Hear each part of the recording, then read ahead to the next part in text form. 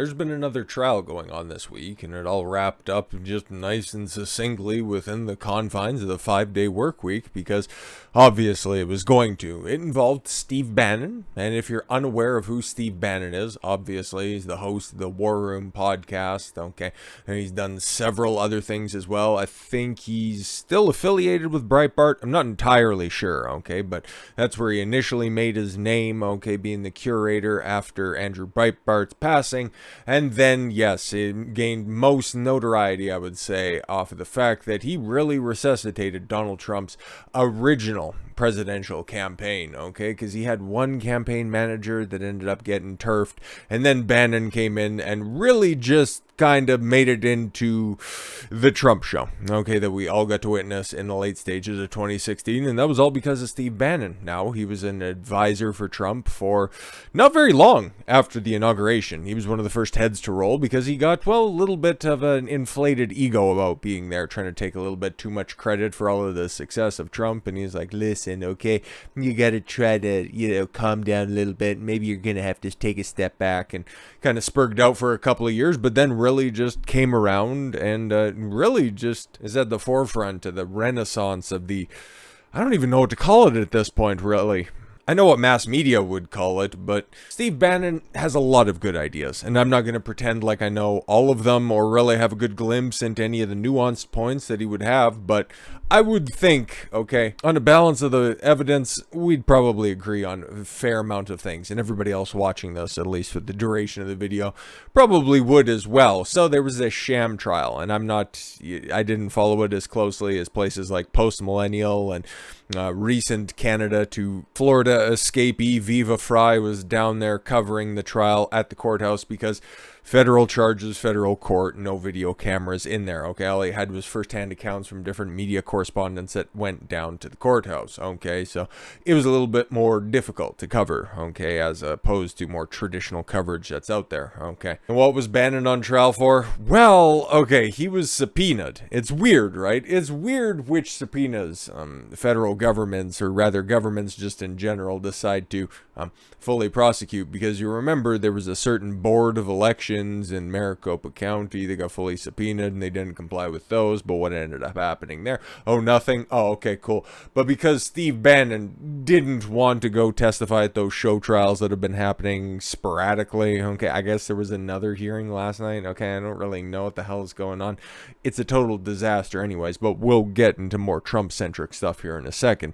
And I just want to cover this, okay, because Bannon, yeah, I thought I heard him reversing his stance on this. It's like, yeah, no, I'll go down and I'll testify, but I want to have it in public, okay? I don't want it behind closed doors.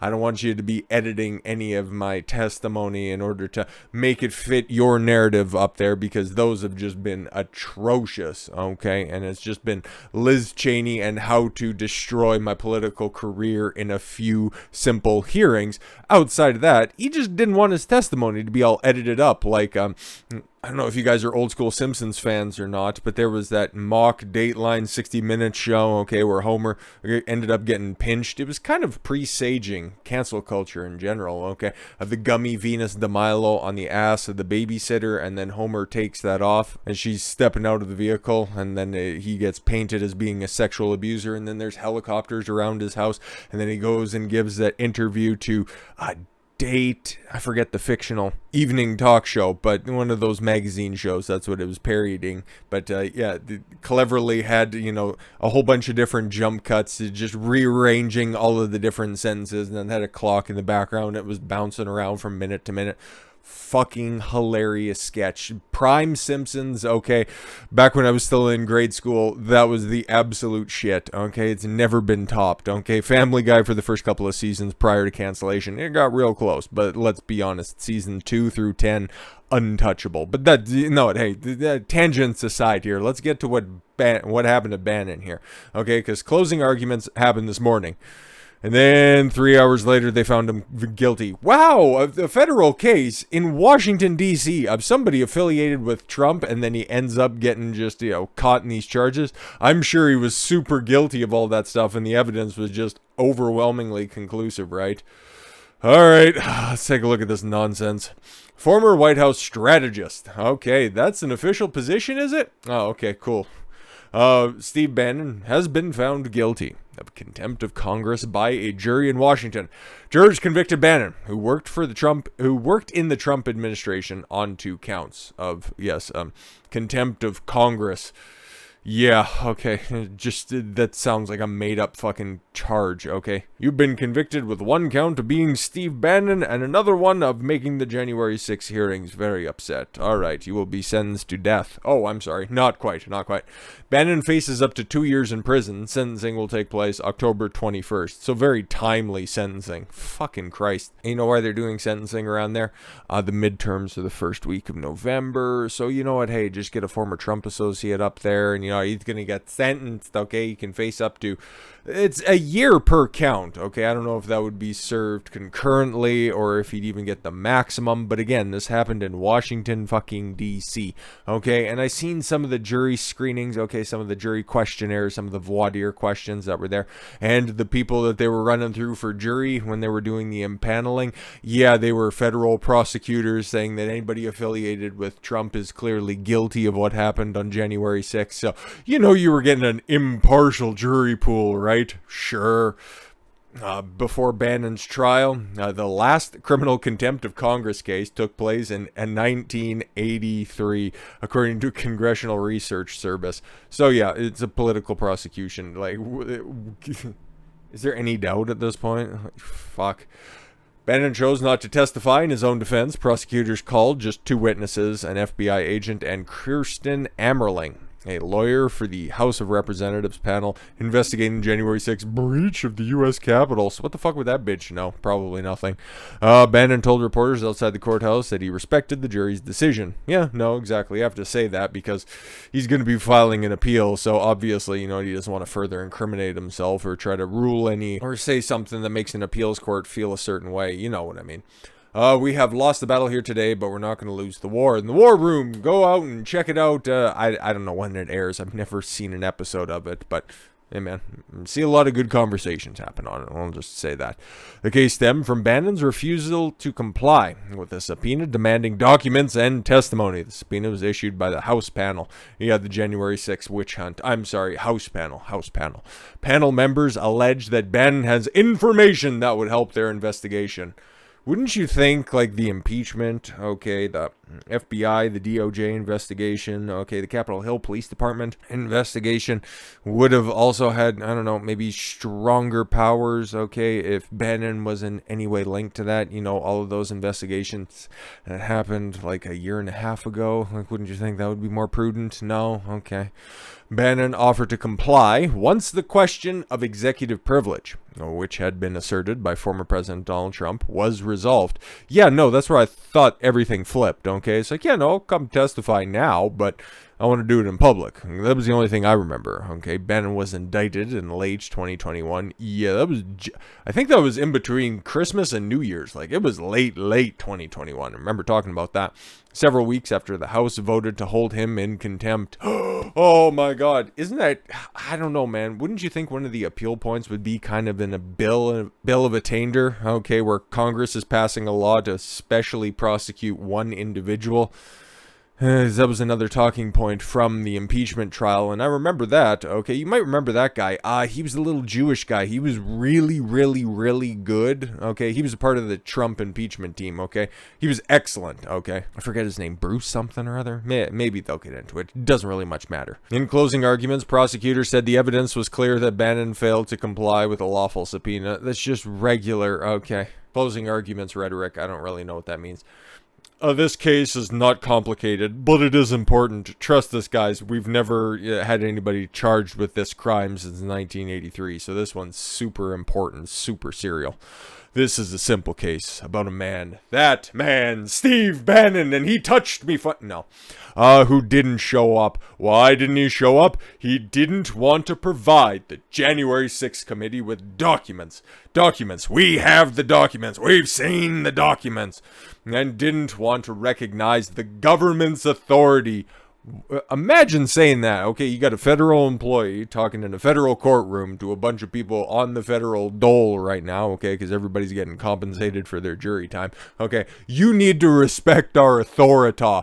What a wonderful world. Okay, I'm sure the founding fathers are just fucking spinning in their grave right now. You need to respect the government. Okay, cool. Last time somebody said that, they created their own country. Okay, but you have to do that right now because we just want to ask you a bunch of dumb fucking questions, and Benny Thompson wants to axe you some, so whatever. Molly Gaston, ugh.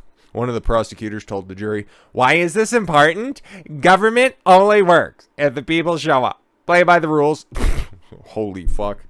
Bitch, fucking take a look around you, okay? Play by the rules. Okay, how many people, okay, how many subpoenas were sent out between 2021, or between 2020 and end of 2020, one specific event that happened there, and all the way up until, like, say, inauguration, just putting an arbitrary point on the calendar, okay, for everybody to go back and reference. How many of those subpoenas were avoided?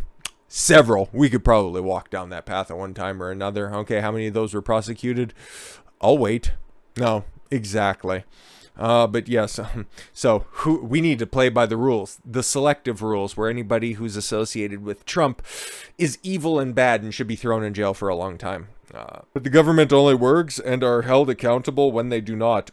Wow. Okay, again, I must be missing something here where Bannon works for the federal fucking government, okay? Or maybe there's just a weird admission that he's a Fed, but I highly fucking doubt it. Evan Cochran, a lawyer representing Bannon, said that there is no evidence that Bannon was connected to the breach and his client was in negotiations to appear before the panel before the contempt vote. He also questioned whether Benny Thompson, chairman of the panel, had signed the subpoena.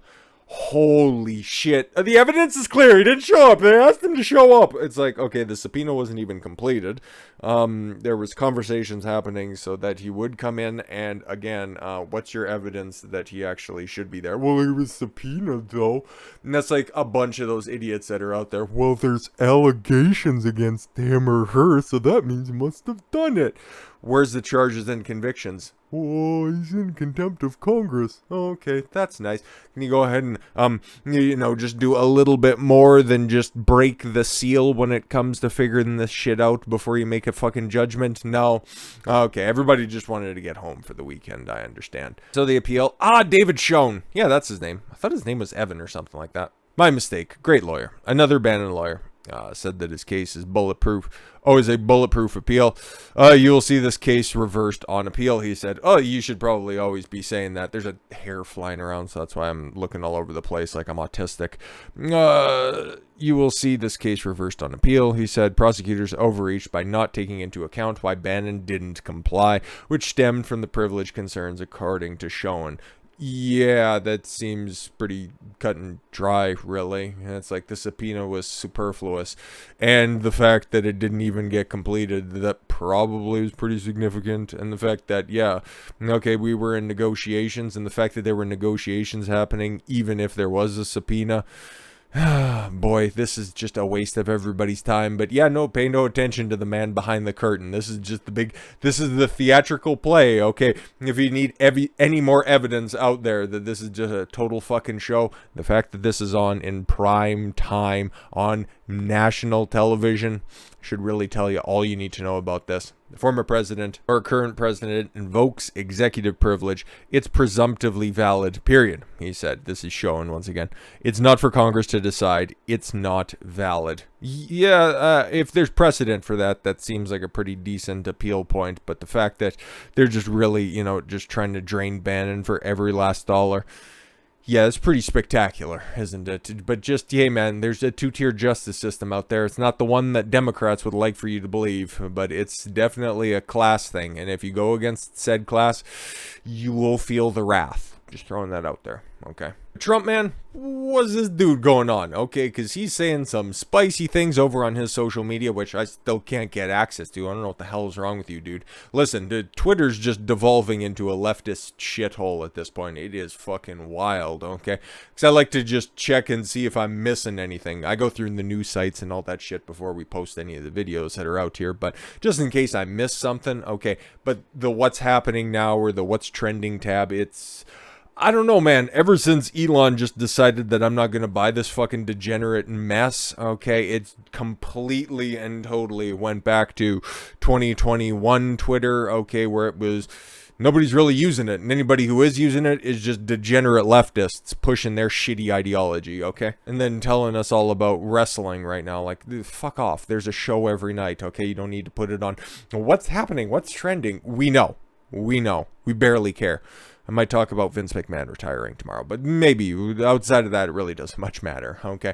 But I want to talk about what Trump had to say about these stupid January 6 hearings. Not everything that he says, because he can get a little bit more candid on his own platform, as what I can say over here on YouTube. I think you know what I mean. Former President Donald Trump raged on the social media site Truth Social after Thursday's hearing by the House Select Committee investigating last year's Capitol riot, saying that at one point the USA is going to hell. Well, you got show trials, you got riots that go unchecked, okay, you got millions and millions of dollars of federal dollars, okay, investigating this fucking nonsensical event for the fourth fucking time. You have billions and billions of dollars being shipped over to Ukraine. You have soaring gas prices. Oh, but they're down for the 30th day. Great. They're still double than what they were when Trump left office. Terrific. Wonderful. You got incoming food shortages. Okay. You've got the lingering energy crisis that's going to persist into the winter, and that's going to be fun for everybody to sort out. And you've got, oh yes, a president who's got the coof right now. Thank God those vaccines are safe and effective. And he at any moment could mumblefuck his way and drown in a bowl of soup.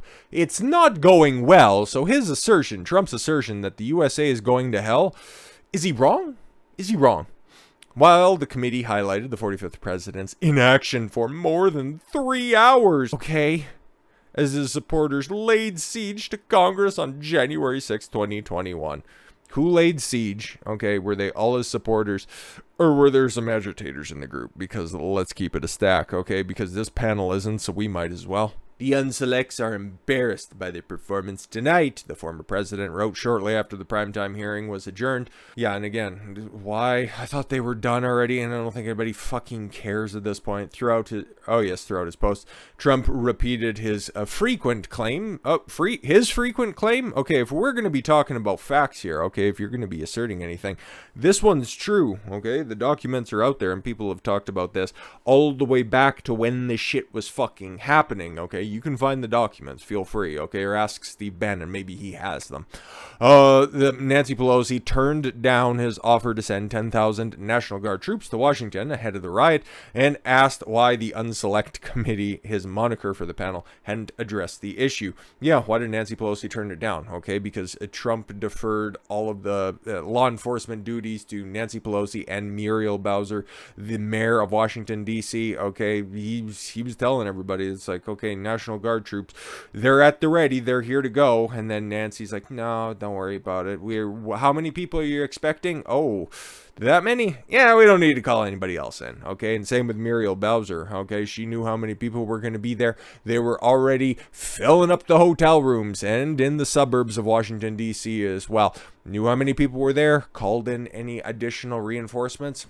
Nope. Oh, okay, cool. Pretending it's just like the summer of 2020 and not what you guys hoped it would end up being, because let's be fair. Apart from Trump's word, there's no evidence that such an offer of or a request for troops was made by the White House. Oh, exactly. But remember, guys, the fact checker said that this definitely didn't happen. Former Chief of Staff to the Secretary of Defense, Kash Patel, appeared in the interview with the Epoch Times to speak about the failures of law enforcement leading up to January 6th. Patel confirmed that the Speaker of the House, Nancy Pelosi, and D.C. Mayor Muriel Bowser both rejected requests for increased presence of the National Guard on the Capitol on January 6th. Oh, I'm just saying, you know what? Hey, no evidence at all whatsoever. The AP and Reuters and all of the other fact checkers out there, they concluded that that was in fact what happened. And you can feel free to read that. I can't, because YouTube's a fun place. Nancy Pelosi's fault. She turned down the troops. Perhaps she was disengaged. Maybe looking for her husband. Oh, Lord. At one point, Trump attempted to disparage former White House Deputy Press Secretary Sarah Matthews, one of Thursday night's two in-person witnesses. I don't know who that is. Okay. So wasn't the same. Oh, but what?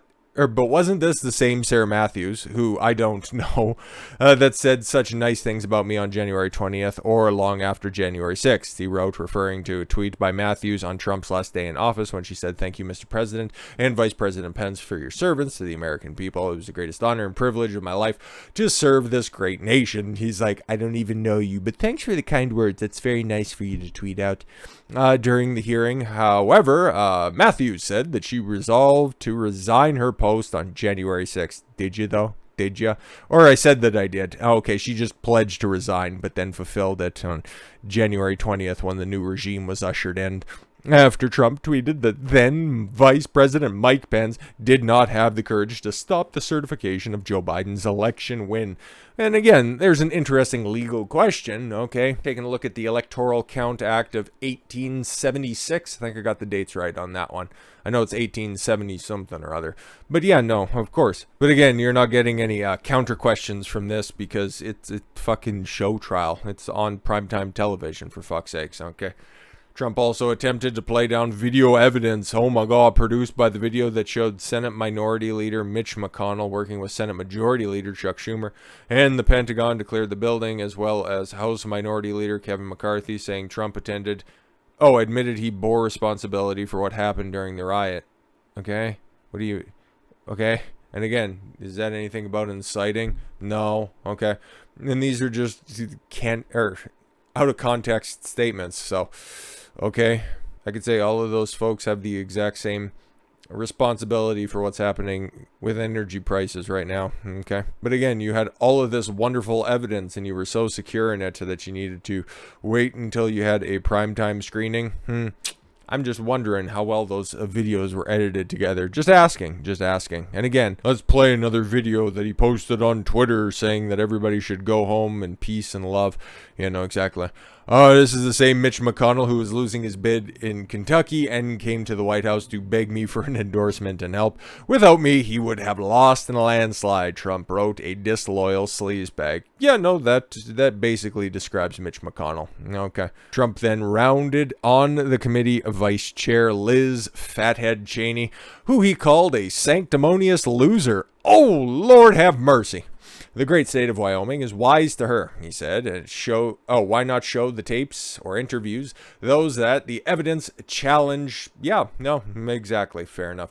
Throughout the summer series of hearings that nobody is fucking looking at, Trump has repeatedly blasted the proceedings and the witnesses, most notably former White House aide Cassidy GTA 6 Hutchinson. That fucker. Well, I was going to call her a fucking bitch, but I think it'd be more accurate to call her a fuckable bitch because she's 25 years old, and boy, does she have an imagination. I would definitely put it to work. But just a recap for everybody. During her testimony, Hutchinson alleged that former President Trump threw food at a wall in the White House after then Attorney General Bill Barr said that in December 2020 that the Department of Justice found no evidence of massive voter fraud. She also claimed that Trump attempted to overpower his Secret Service detail, again, by just doing card jitsu. Again, Lord have mercy. Trump is equal parts incompetent and then also a fucking superhero. He is a bumbling asshole wearing a fucking kid's cape and cowl, and then he's also the literal manifestation of Bruce Wayne. Imagine that, okay? He's whatever you need it to be, but talking about all these different swamp creatures, it just gets me so excited for Trump 2024, because, it's going to make people's head explode. They're going to be so fucking pissed off when he announces he's running, because that's exactly what's going to be happening, okay? And if you think that the meltdown on a daily, weekly, monthly basis from Democrats is going to be even a tip-off of how wonderful it's going to be November of 2024, you just wait. You just fucking wait, because this is going to be gorgeous. It's going to be beautiful. It's going to be one of the best freakouts I've ever seen, okay? All of the crying ladies that were at the Javits Center, which I own and operate, all of them crying in the stands when Hillary lost. Crooked Hillary lost last time, but the next time, it's going to be wonderful, fantastic. Okay, they want to champion that January 6th was such an insurrection. Imagine the corporate and the establishment backing of Democrats, okay, when it comes to spurring on their little fucking paramilitary wings that are out there. Just imagine the catastrophe that's going to be happening, okay? I'm just saying, buy your guns right now. This is why they want to stop Trump or anybody affiliated with Trump, because right now they're just circling everybody who's in his inner circle. I don't know how close Bannon's relationship with Trump is right now, but it's close enough. It's close enough for the idiots in Washington to be taking note on this one. I don't think this is a tinfoil hat moment. I don't think that this is a conspiracy theory at all. But the purpose of those January 6 hearings is to make sure that Trump doesn't run again, okay? Because here's his plan, okay? If this is what he's going to be running on, a continuation of his initial platform, okay, getting all of the obstacles out of the way so he can manifest his campaign promises, okay, and then showing that he has a proven track record of getting the economy back on track, he is going to be the most appealing girl at the ball, okay? Because you're going to have take him for whatever you want, okay? I like Trump quite a bit, okay? But to just put a number on it, imagine that, okay? You're at a high school dance and then just a drop-dead gorgeous 9. It's weird to associate like a 70-something-year-old blowhard, an orange blowhard with a, a fine-ass bitch, okay? But let's just follow along with the analogy for a moment, okay? You're at your bog-standard homecoming dance or whatever, okay? And then a 9 walks through the door, like a 21-year-old 9 for whatever reason just shows up, and it's like, we're going with that one. Because the rest of the group, the rest of the crop, okay, of the people that are going to be running in 2024, and I'm talking on both sides because old Uncle Joe ain't fucking crossing the finish line, okay? That's becoming even more apparent recently, okay? You take a look at everybody else around there, you might see an adjustable 6. There's a 5 over there in the corner, but you're just surrounded by 3s and 4s. It's fucking atrocious, okay? I'm talking on, because there's some people that are going to be running in 2024 on the Republican side that are going to get smoked. So at least we're going to see some debates, and it's going to be wonderful. It looks like Mike Pence is going to be running in 2024, and oh boy, those debates are going to be fun as fuck, don't you think? And then Nikki Haley's going to be running. I pray that Trump talks about her getting butt fucked in the back of a Suburban, because that'll be perfect. But what is Trump going to do in 2024 once he wins? Well, Donald Trump plots purging administrative state employees if reelected. Oh, speak dirty to me, Don. Former President Donald Trump's potential return to the Oval Office will include an effort to purge the unaccountable administrative state that creates a vast amount of far-left policies in the federal government, a report Friday by Axios detailed. Round of applause. Just when you thought that the Trump train was starting to run out of a little bit of steam, some assholes out there, oh, DeSantis 2024, you fucking retards. Trump is the guy to lead at the tip of this fucking spear, okay? It's bigger than Trump. This is his movement, and if he's gonna go in there, I've been talking about this for fucking months, okay? Over a year at this point. This is what you're gonna have to do. Trump will have to get reelected in 2024. He can run alongside Ron DeSantis. He can set everything up for Ron, because I think Ron's a pretty good guy. He hasn't shown any inclinations that he's a fraud or a failing like Kirsty Noem, okay? Because you remember she vetoed that tranny sports bill, okay? Never fucking forget. But Ron DeSantis has been solid across the board, okay? Trump comes in with absolutely no regard for human life and just starts yeeting motherfuckers out of the deep state. Oh boy, all of the attacks that we're seeing right now on everybody else that's associated with Trump, they're going to be ramping up, okay? Because this is Axios, a derivative of, I think, Warner Brothers, HBO, okay, HBO's journalistic wing, okay, and they have quite a bit of institutional power, and they seem to get the inside scoop on a bunch of this stuff, and this shit is taken fucking seriously. So if this is the case, and this is what's being leaked out right now, the heat's going to be turned up, okay? So expect the attacks to really start to ramp up towards the midterms and then get fucking lava hot by 2024. But let's take a look at what Trump is planning. At least what Axios is reporting that Trump is planning, fucking 35 degrees of what the actual agenda is going to be, for Christ's sakes.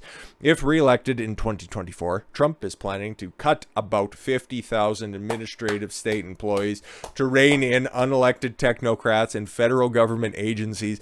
I want to dance. I fucking throw my hands up in the air on this one. That have great influence over policies impacting American workers, according to the outlet, which they wrote just through tears and gritted teeth. You love to see it. The impact could go well beyond typical conservative targets such as Environmental Protection Agency and the Internal Revenue Service. Wow, those are conservative targets? Okay, the evil climate Nazis, which are again going to get even more empowered in the next few months. You just fucking wait for it. Wait for the call for a climate emergency and then watch all of those gas prices go right through the fucking roof. And then the Internal Revenue Service. Oh, okay, the same IRS that was weaponized during the Barack Obama administration to go after conservative targets. Oh, okay, cool. The same IRS that single-handedly undercut and dissolved the Tea Party movement. Oh, okay, cool. Yeah, no, exactly. Those are conservative targets, right? The report explained. Trump allies are working on plans that would potentially strip layers of the Justice Department, or the lack of Justice Department for obvious reasons, including the FBI. Oh my God! Like I'm you know what? Hey, I'm fucking bricked up right now. And then reaching into the National Security, Intelligence, and State Department and the Pentagon, sources close to the former president say, oh my God, you better keep this under wrap there, Don, because Christ almighty, man, anybody who's talking about fucking around with the deep state, I'm just saying, okay? I'm just saying, don't be taking any convertible rides in on or around the Dallas area, okay? Just fucking keep it under the radar right now. The term administrative state specifically describes the phenom of unaccountable and unelected administrative agencies exercising power to create and enforce their own rules. Ooh, i.e. the deep state. You know. The administrative state uses its rulemaking ability to essentially usurp this separation of powers between the three branches of government by creating a so-called fourth branch of government not created by the Constitution. Yeah, no, exactly. And these people are unaccountable, okay? They're nameless, they're faceless, they're just organizations that push an agenda, get the rules and regulations passed, okay? That's why the CDC or, they were trying to go through, right, OSHA to get the jab mandates, okay? Those don't have to go through Congress. That's just OSHA saying, no, you need to get the jab in order to participate in society. And then it has to go through the courts in order for it to be enforced. It's like, no, we got this thing called the Constitution. You kind of violate it. And if you can point anywhere on there, we'll consider it. But you can't, so fuck off. So in order to do, like, this is the first time that somebody's come out in, oh, Lord, my lifetime, and actually is arguing to shrink the powers of the federal government. Again, talk dirty to me, Don, because, oh boy almighty, this is a tantalizing proposition. Unfortunately, the government's current performance management is inadequate. Yeah, it's so big that nobody's accountable. It is so inefficient, and we're at a time, okay, because by the time that 2024 rolls around, I don't know how bad the recession's going to get. I don't think it'll get to depression state. I pray it doesn't get to depression state, but it'll be pretty fucking bad. So getting rid of people on the government tit could be a pretty appealing decision to a lot of people that are out there. Look at how many superfluous jobs we have out there. We just start slashing all that stuff. It won't affect the average American's bottom line, okay? But it'll make the government run more effective, because do we really need assistants to temp staff? I don't really think so, okay? So if he's real serious, okay, and I thought I seen something on Rumble or whatever, he's out there on the stump once again, okay, because he's been making the rounds, really just trying to trump up, and no pun intended, his different candidates that he's endorsing out there. And if I'm to just give him a little bit of a tip, okay, not like he'll ever hear this or see this, I'm just saying, there was one guy in Pennsylvania for U.S. Senate, okay, that you gave your endorsement to, and then he's completely and utterly undercut that endorsement. And I don't know if he's trying to lose or what the fuck he's looking at, okay? But maybe, and I'll extrapolate on this idea maybe in a specific video out there, but maybe endorsing, see if Sean Parnell wants to run again, okay, now that he's got all of his illegal mumbo jumbo, somebody who tried to get canceled by a vindictive ex-wife. Very odd story, never see that pop up from a time or two to a time or two, but see if he's looking to run as maybe like mega candidate independent, because Dr. Oz, who I definitely misjudged that one. I'll wear the L on that one by saying that, I watched some interviews of him. He seems to be pretty much on the level. Remember, he took all of his social media accounts, okay? He got the endorsement from Trump. He had his banners up top. He had, yep, I'm running as a proud Republican, and I got the endorsement of Donald Trump, and I won the nomination. Sweet, Trump, hit the bricks, and the MAGA movement is killing republicanism. Sorry, what the fuck is wrong with you? Can you not read the room, you stupid bastard? Okay, and that's not to say that the bench was any deeper, okay, when it came to initial primary candidates for the Republican Party. I'm just saying, get somebody from the outside working in, somebody who is specifically, unabashedly a part of the America First, the MAGA movement, okay? Somebody who appeals to working class Pennsylvanians, is because the Democratic Party, you got John, I like to chase black men out the back of my pickup truck, Fetterman. But he is pretty cool, okay, for the fact that he does bear a striking resemblance to Andre the Giant, so that could be fun for meme purposes, but he's a complete fucking whack job. Not just for the fact that, you know, he likes to go old school Democrat hunting, you know what I mean? But his policies are pretty fucking whack as well. So yeah, we'll probably talk about that in another video closer to when everything starts to shake out, or if we see any movement on that. That's just my thoughts on things. But again, Trump's going to do what Trump's going to do, and if it's all about removing all of the teeth of the deep state, oh, if I could vote for him, I'd vote for him as many times as some of my descendants in the United States voted for Biden in 2020. With all that said, thank you all very much for the gift of your time. I've been Don Consuelo. I want you to follow your gut and get after it. Take care, everyone.